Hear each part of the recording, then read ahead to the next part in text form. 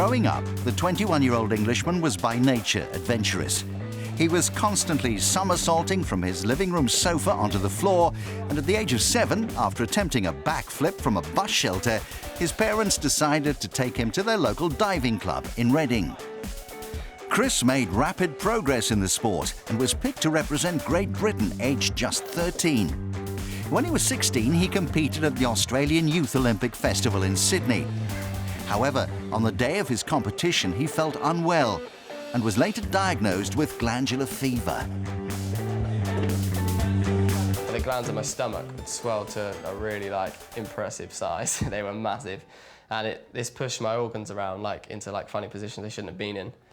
And it caused my spleen to rupture, doing all the training that I was doing, all the somersaulting. You can imagine, with all this pressure that was going on in there, it wasn't going to end well. In the aftermath of his spleen rupturing, Chris began to have a series of fits and was rushed to hospital where, upon arrival, his parents were told he only had a 5% chance of surviving the operation at hand. The majority of the blood in his body had gone into his stomach and he required immediate surgery, which luckily he came through. After spending 2 weeks in intensive care, Chris chose to spend Australia Day resting in his hotel room whilst his parents went out. They kind of said, just give us a ring, just let us know you're okay every sort of hour or so. And then the first hour I didn't ring, and the second hour I didn't ring, and then after that, they're okay, we need to go back and see if he's okay. And as soon as they walked in the door, I remember seeing them, and then I just had this horrible metallic taste in my mouth, which is what happens before you go into a really long seizure or fit. I had a fit for 8 hours straight, and then I was induced into a coma for 5 days. At that stage, doctors believed Chris would never dive again. But miraculously, he came out of the coma with no long-term effects on his health, only a scar as a physical reminder. It was a worrying time for all involved in British diving. I think we were very scared. I don't think we would want to have a British diving without Chris, so it was a bit of a shock to us. And relief, obviously, that he was all right. That's the main thing, because diving's like a little family. So there would have been a few broken hearts if that had gone wrong for him. During his recovery, Chris seriously considered quitting the sport, unsure if he would ever return to his previous form. After deciding that going back to education was not for him, he resumed diving, and just 18 months after almost losing his life, he placed an incredible 4th at the 2010 Commonwealth Games in Delhi. Fast forward a further 18 months, and he successfully managed to secure his selection for Team GB at the London 2012 Olympics. After narrowly qualifying for the semis in the last available place, Chris performed above expectations to progress into the 3-metre springboard final. There, he finished in 9th place. Since the Olympics, Chris's life away from diving has been non-stop, with various modelling appearances, photo shoots, and recently a guest appearance at Men's Fashion Week in London.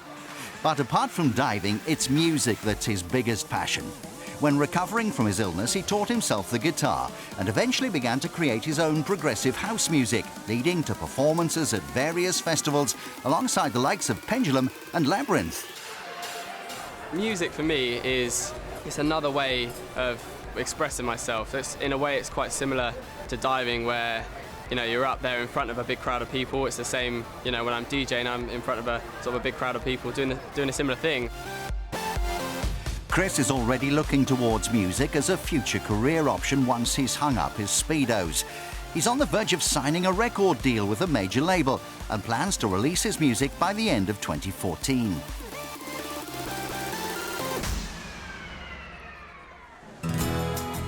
Following on from an ankle injury last October, Chris made the tough decision to move to Leeds so that he could team up with fellow springboard diver Jack Law and train under coach Adi Hinchcliffe. Chris and Jack are known as the likely lads of the British diving team and are rarely seen apart. We really are the best of friends. We get on so well, and it just lends itself to the synchro pair. We do everything together, so I think if you can think as one and really gel together, that will show in your performance. We get on like a house on fire. I don't think I've got a better friend, really. He's an incredible person, and we laugh 24 hours a day, pretty much. have an absolute joke around, and it's brilliant. Our friendship is absolutely amazing, and I think that helps in a synchro team. The hard work and close friendship between the pair is obviously paying off as they're enjoying an impressive debut season in the 3-metre synchronised springboard event. They picked up 3 medals out of 4 competitions on the World Diving Series this year, and they've since gone on to back that up by winning the gold medal at the Glasgow 2014 Commonwealth Games with a winning margin of almost 30 points. Their sights are now set on the European Championships in Berlin and the diving competition which begins next week. Now the synchronised event is always going to be a priority for these two because that's going to be important, I think, for them as we approach Rio. So I'd like to, I'd like to get them again on the rostrum. It's important. Europe is very strong in this event in terms of the world. But also I'm looking for Chris to get a good hit out, hopefully individually as well, because I want to make sure that he follows up on what he did in London in 2012 at the Olympics with his Olympic final. I want him to move from there and get better than that. With the 2016 Rio Olympics less than 2 years away, Chris and Jack are training hard to come away from those games with a medal. Hopefully medal, that's our dream. It's been our dream since we've been like little boys, so it'd be amazing to do, and to do it together would be even better, I guess, in a synchro team. To be able to be up there with your best friend and on the rostrum at the Olympics would be an absolutely fantastic feeling. I think me and Jack can medal in Rio. I really do. It'll still be really tough. Like, it's all on what happens on the day, but I know that we have the potential to do that.